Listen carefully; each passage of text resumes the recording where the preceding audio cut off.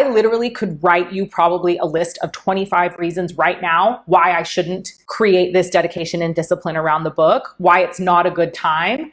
But the truth is, it's all excuses. And the truth is that this year, I made a commitment to get my 2 solo books out and into the market. And I have hemmed and hawed and really just bitched out. Like, and I have. This is Leah Steele. Welcome to the Wealth Witch podcast. Just a few years ago, I experienced complete financial collapse. We lost a business, our home, and a car. My husband was selling plasma to pay for diapers and formula. I was living a life I hated, and I was miserable. It was the lowest part of my life. It ended up being my biggest blessing. Just a few short years later, I've designed the life of my dreams. I live a life of luxury in beautiful Bali, Indonesia, travel the world, and spend my days helping others manifest wealth and abundance. Living a purpose-led life changed everything for me. This podcast is about my journey, my top tips and tools for manifestation, and interviews with all the amazing, world-changing, inspiring people I meet along the way. Welcome to my world.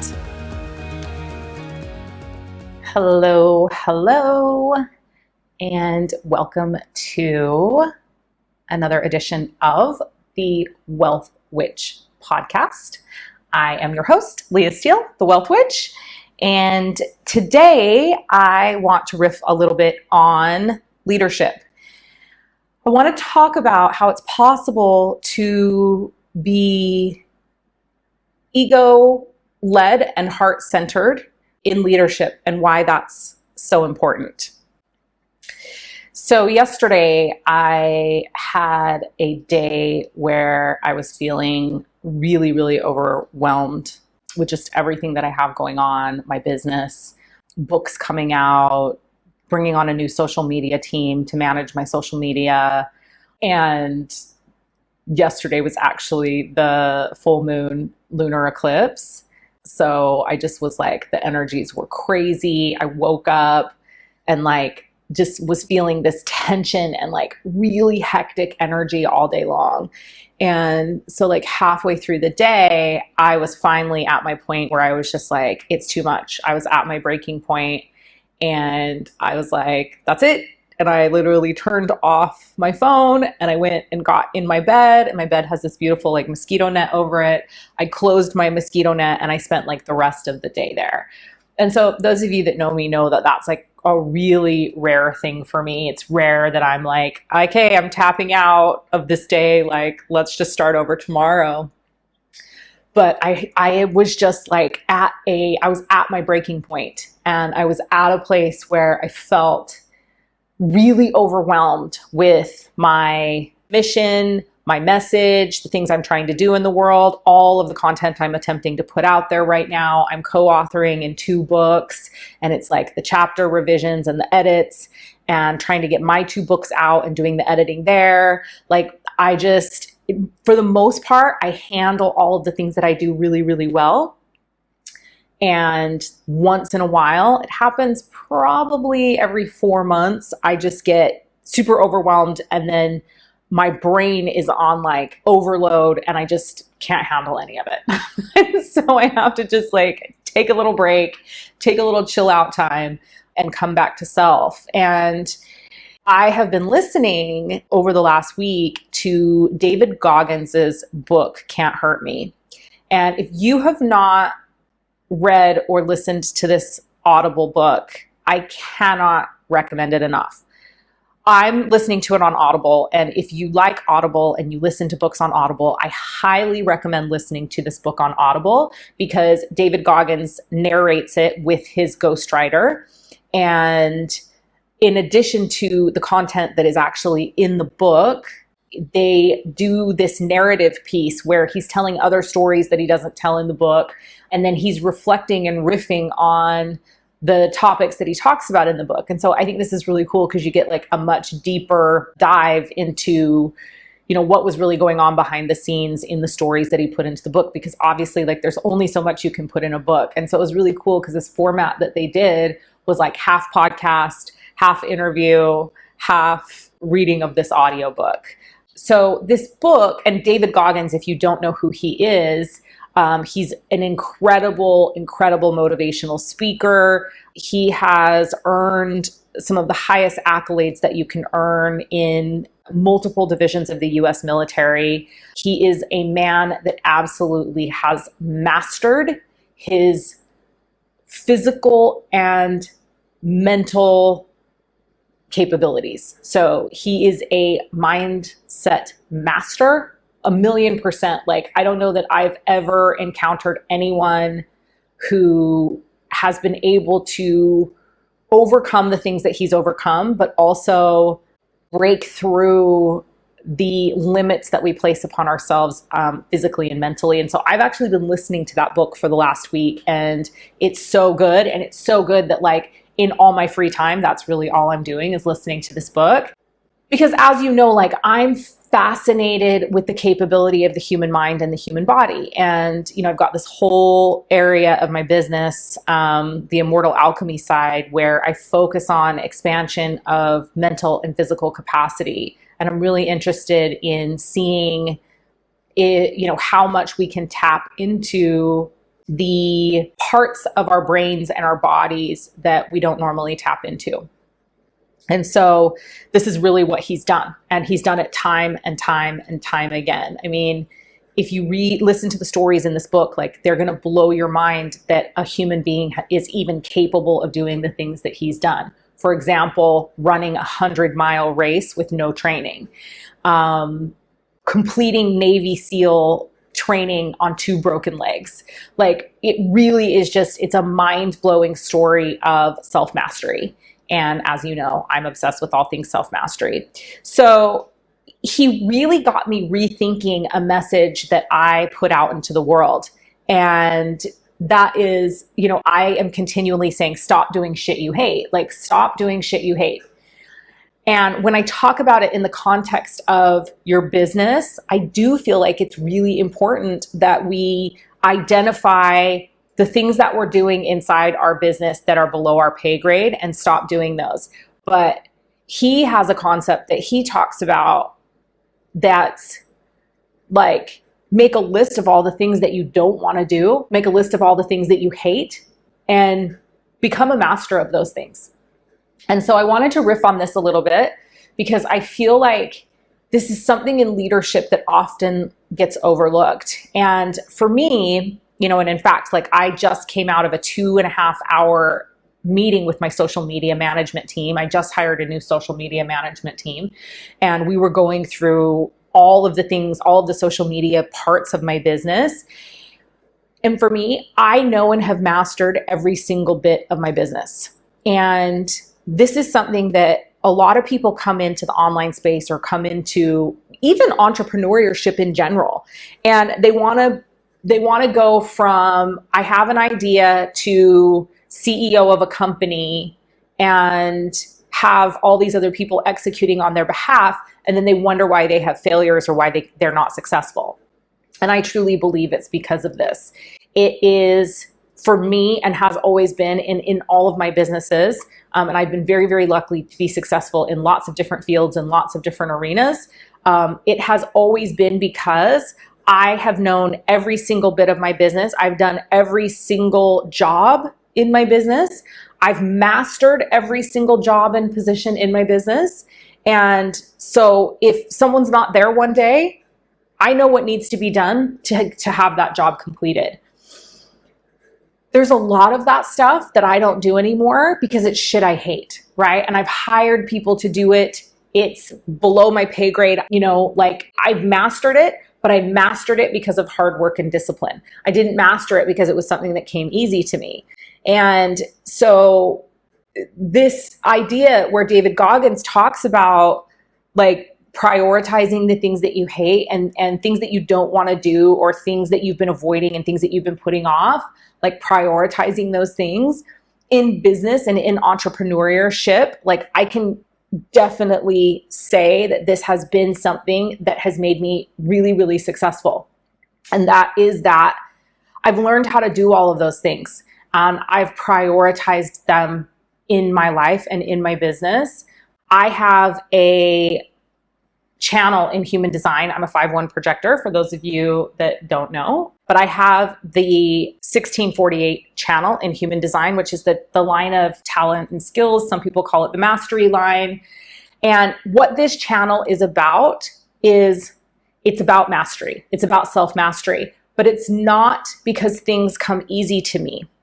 And often I feel like with this line and with my design and the combination of this line and my design, it looks like things come very easy to me. That's not it. It's that I'm willing to create the discipline and the dedication around learning the steps and really, really honing in on and mastering the skills to the things that I put my mind to. And as a result of that, by the time I've mastered it, it looks easy. And so this is just something that since I was a little girl, I've always done and always been good at. It's like when I set my mind to something, I have the ability to master it and to become very good at it. And it doesn't always come easy to me, but I am willing to put the work in until it gets to the point where it is easy. And this is one of the things that David Goggins does very, very well and that he talks about in this book. So I'm kind of taking like this idea of the thing that I've always said, which is stop doing shit you hate. And I'm combining it with this idea of, him talking about prioritize the things that you don't like, prioritize the things that you're putting off and bringing them together. And it's like, you actually have to prioritize the things to stop doing them. You actually have to fully understand what they are and how to do them to stop doing them. To find somebody else to step in to take over that role, to be able to manage someone appropriately to take that over. If what you're desiring is excellence, and if what you're desiring is being successful, and if what you're desiring is achieving your dreams and objectives and goals, you can't just be like, I don't want to do this thing, I don't like that thing, and so, now I'm going to just hire someone to do it, but I don't even know what it takes to do the thing. So how am I possibly going to manage somebody and create KPIs for them or create expectations for them so that I know that they're actually excelling in their work and in their job? And to me, this is really what true leadership is about. It's about knowing, not only knowing what your goals are and being able to clearly communicate them to the people that are working in partnership with you or working for you, your contractors, your employees, but it's about understanding the difficulty of some of the processes that they're doing so that you can uplift them through that, or that perhaps you can show them a better way when they're getting stuck. And so I think often, especially as spiritual entrepreneurs, we stay in this role of solopreneurship for way too long. And that's why I do continue to share this message of stop doing shit you hate, because I think that we stay stuck in administrative drudgery for way too long. I have said, and I will say it again, that I believe if you're making $1,000 a month in your business, $100 of that $1,000 that you're making, you should be putting towards employing someone to do administrative tasks that are below your pay grade. And that's an unpopular opinion because a lot of entrepreneurs feel like they need to be doing everything and struggling and taking on everything themselves until they get to the point where they're really successful, whatever that means for them, whatever their measurement is of really successful. I get asked all the time, what is the one thing that you would share with new entrepreneurs that you wish was told to you? And it's this thing.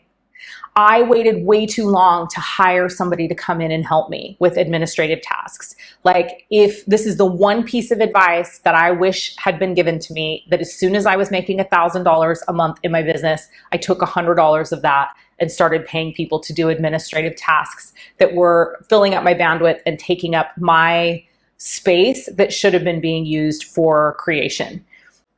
But I do think you need to prioritize learning those things and mastering those things so that you can pass them off to someone else. And then this also got me thinking, like, as I was listening to the book, it also really got me thinking about, where am I avoiding things in my life because I don't want to deal with them, or they seem a little bit overwhelming to me, or the drudgery of the self-mastery of them is making me continue to put them on the back burner. And honestly, I felt like I got called the fuck out as I was listening to this book, because I was like, whoa, there are a lot of places in my life and my business that I'm doing this, that I am getting wrapped up in. I am so busy and I have so much going on that I can't possibly take on this one area of my life or my business that I know is really important, because I know it's going to require me to dedicate myself and to create discipline around the self-mastery of the thing. And so it's been really eye-opening for me over the last week or so, because I started to like write these things down, and I've started to like get really, really honest with myself about, okay, what are the things that need to get done? And one of these things is that my book needs to finish. I need to finish my editing piece of my first book that's coming out, that's meant to be coming out August 8th. But if I don't get my shit together, it's not going to be coming out. And I have been putting it on the back burner because I know the amount of time it's going to take me to sit down and do it. And I know that editing and refinement is actually something that I'm not great at. I'm a great writer. I'm a great free flow writer, but I'm actually not that good at the refinement and the editing part of things. And for the last 2 years, I've been being really stubborn and been like, can I just pay someone to do that for me? Can I just pay someone to do that for me? But every time someone does it for me, I don't like it. And so I have this real awareness right now that the reason that is, the reason I haven't been able to find somebody to do that for me in the way that's going to feel really supportive of me, really great for my book, really like what I'm desiring and what I want, is because I haven't created the self-mastery around it. I haven't mastered refinement and editing in my brand and how I want my message put out into the world. And so, you know, it was this big wake-up call, and I'm like, oh shit, I've got to focus on this. Like, this has to be my focus right now. And so what does that mean, and what does that look like? Because right now, my schedule is packed to the brim. I mean, if you talk to my assistants, they're constantly like, where do we put this thing? There's no space for it. Like, you literally don't have space to put anything in your schedule. And this is where David Goggins comes in, right? Because his whole thing is like, you can't hurt me, stay hard. It's master yourself, master your mind. Human beings are so much more capable of doing things than they could even imagine. And it's like, well, I might need to stay up till 12 or 1 in the morning every night until it's done. Like, I may need to create that level of discipline for myself to just get it done, because excuses are bullshit, right? You hear me say that all the time. Your excuses are bullshit. Is it something that you desire? Is it a priority in your life? If it is, then you will do whatever it takes to make it happen. And I really, really, really value my sleep. And I don't like to have that shortened or cut short or not sleep well. Like, it is a high level value for me, sleep. I operate best when I get 8 to 9 hours of sleep a night. I can sleep 10 hours and wake up feeling great and refreshed. I don't think I've ever actually had that experience that I know some people get where they're like, oh, I overslept. Like, that doesn't even really exist for me. And I've been that way my whole life. So the idea of, oh, maybe I need to stay up till 12 or 1 doing this, and I might need to wake up at 6 to do it, and I might only be getting 5 to 6 hours of sleep for the next month or so until I complete this task, is like, to me, a big sacrifice. And when I think about that, I go, I don't know that I'm really ready to do that. And I come up with a million excuses why right now isn't the best time to do that. Well, because I'm in a 7-week ceremony with my husband that's emotionally taxing on me. Because I have all of these events coming up that I need to be present for, because they're building the brand and they're building Witches of Wall Street and all this. Like, I literally could write you probably a list of 25 reasons right now why I shouldn't create this dedication and discipline around the book, why it's not a good time. But the truth is, it's all excuses. And the truth is that this year, I made a commitment to get my 2 solo books out and into the market. And I have hemmed and hawed and really just bitched out. Like, And I have. Like, I have not followed through with the commitments that I've made to myself when it comes to my books.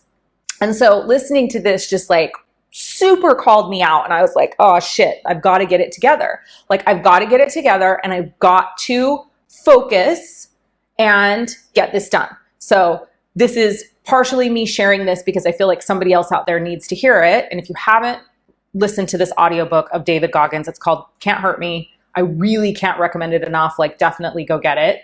Listen to it. I'm sure you'll be just as motivated by it as I am. I literally, like, I'm having my 15-year-old son read it or listen to it right now because I'm like so impactful for a young man and for even a young woman. So if you've got kids, I think there's a lot of cursing in it. So, you know, my kids are used to F-bombs every other word. So I'm not really concerned about that.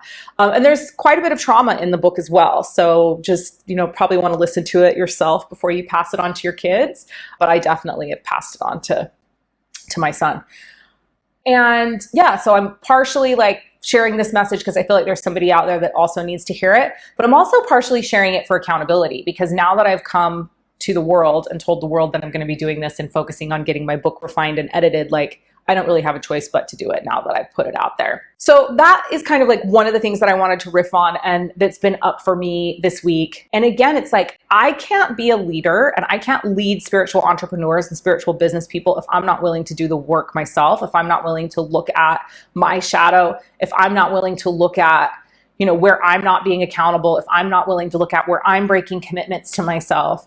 And if you've followed me for a long time or you've worked with me, you know that I am like open, authentic, vulnerable, transparent about whatever's going on with me because I feel like that is actually how I lead, is through transparency and vulnerability. So here you have it again, where I'm breaking my commitments, where I'm going to start showing up for myself.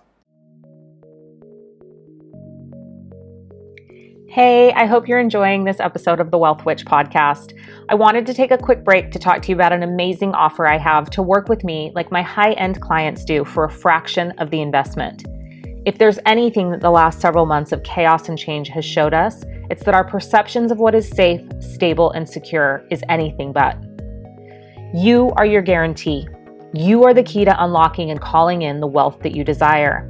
If you don't already know, I'm all about belief and intention, and for me, deciding is the most important action you can take.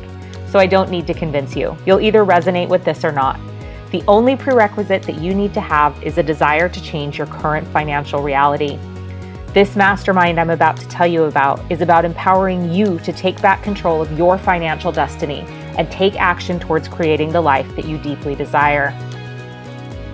The Wealth Alchemy Mastermind is hosted via the Telegram app, and I've set it up in a way that it's accessible. This is an incredible opportunity to work with me in this mastermind at a special pre-launch rate of $44 a month. Yes, you heard that right, just $44 a month to work with me at the same level that some of my high-end clients do. So what do you get? Weekly exclusive content and training, a monthly Zoom coaching call, a monthly Q&A session, wealth paradigm downloads, wealth activations, and a mastermind chat full of like-minded community. You aren't doing this mastermind for the content. You're doing it for the transmissions, period. You will be activated with abundance just by being in this container. But you have to act fast. The pre-launch offer is only available for a limited time, so click the link in the description of the podcast and sign up now. I'd love for you to join me, so do the thing. Now back to the podcast. So the other thing on leadership that I wanted to talk about and I wanted to discuss is this idea of ego. And especially in the spiritual community, ego is like a dirty word. And it's like you've got to keep the ego in check. You've got to keep the ego on the back burner. And we don't want to be perceived as being egoic. And one of the things that comes along with that is that we make projections onto people that we perceive to be egoic as seeking external validation. So I just want to talk about this for a minute because I was on a clearing call actually with a private client and this came up. And I, jumped in to really give her my personal opinions on this topic because I am a person that is a leader, right? I'm a leader. I have a public platform. I am an influencer in many ways. And, we've got a reality television show coming out. We've got a new talk show coming out underneath the Witches of Wall Street brand. And, maybe a different podcast, I'll talk about the responsibilities of that and responsibilities of being an influencer and being a leader and having a public profile, because I think that's important to talk about as well. But for the purpose of this, I want to really talk about the perceptions and projections onto people who have egos and that seek external validation. So the fact of the matter is that you're never going to be a person like me. You're never going to be a person who's in the public eye the way that I am, and sharing a message that, like, I live my life divinely guided. I have a message that needs to go out into the world. I know that my purpose on this planet is to emancipate people from financial slavery consciousness. I know that I'm here to impact in a major, major way slavery of all types on this planet. I can't do that without having an ego. It's just not possible, right? Because if I didn't have an ego and I didn't seek external validation in some way, shape, or form, I wouldn't be out here on this live stream right now recording my podcast for you. I wouldn't even have a podcast. I wouldn't be comfortable getting in front of the camera. I wouldn't have done as many live streams as I have. I think I have like 1,700 videos up on YouTube at this point. And I wouldn't create so much forward-facing content, which means I wouldn't be making as big of an impact in the world. And so this is where I really call bullshit on people that judge, where we're talking about ego and seeking external validation. Because to be a leader that reaches many or the masses, you have an ego. You seek external validation at some level. So what's the work that we need to do around that? Because we can't just let our ego go unchecked, and we can't just be constantly out there seeking external validation. It's the why, right? Why are we seeking external validation? What's the mission? What's the message? And then if you're super clear on all of that stuff, then that's amazing, right? And embrace your ego. We have to do the shadow work as leaders. We have to be willing to look at those parts of ourselves. So for me, I actually have learned to love and embrace the parts of myself that are egoic, that are princess-like, that are diva-like, that are seeking external validation. I have embraced those things because I know that the embracing of my shadow actually makes me more equipped to share the message. And if I love those parts of myself, then I can leverage them to reach more people.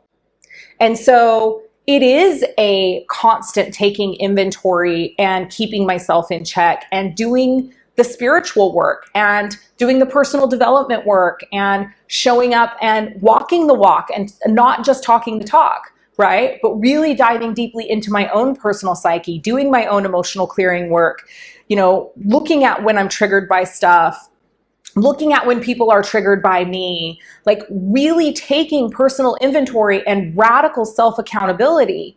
But it's not don't have an ego. It's not don't seek external validation, because the truth is that I wouldn't be able to make the impact that I've made or that I desire to make without those things. The trick is to master the shadow work so that you can leverage those things into further exposure of the message, into helping more people, into, for me, it's like up-leveling the collective consciousness and helping people deconstruct their money stuff so that they can step into being wealthy in all areas of their lives and step out of control and manipulation. If I wasn't charismatic, if I didn't know I was charismatic, if I didn't like to be in front of the camera, if I didn't like to be seen, it would be very difficult for me to do all of those things. So I get to embrace that. I was like making a joke that wasn't really a joke. It was kind of a half joke with a good friend of mine, my PR agent, actually, Rhonda Swan, who's a great friend of mine and also a member of Witches of Wall Street with me. And I was like, I'm just really overdoing my own hair and makeup, and I don't feel like I should ever have to do it again. And I read it and I was like, oh my God, this is such a diva statement. But I'm like, at the end of the day, I don't. I'm really over it. Like, I have someone come do my hair a few times a week, and that's the time that I actually can dive deeply into work and some things that like I really want to get done and some things that are going to actually change the world, versus me sitting there blow drying my hair for an hour. I can have somebody come do it while I'm actually creating impact. So there's leveraging vanity to make a difference in the world. And so I really just wanted to bring forward this idea of, what are those parts of yourself in your shadow that you're hiding because you're afraid you're going to be judged, that you are holding on to societal programming and conditioning around and dogma around, like your ego, like vanity, like seeking external validation, seeking recognition and approval, right? What are those things? And how can you tap into them and leverage them to further your message? What's the shadow work you need to do around them? How do you need to show up for yourself so that those things don't take over, but then you can actually use them as leverage? So that's really the message that I wanted to share today. Just some things that I've been contemplating in my life, some things that I've been integrating in my life. I hope this message found you well and healthy and on your own quest towards spiritual growth and expansion.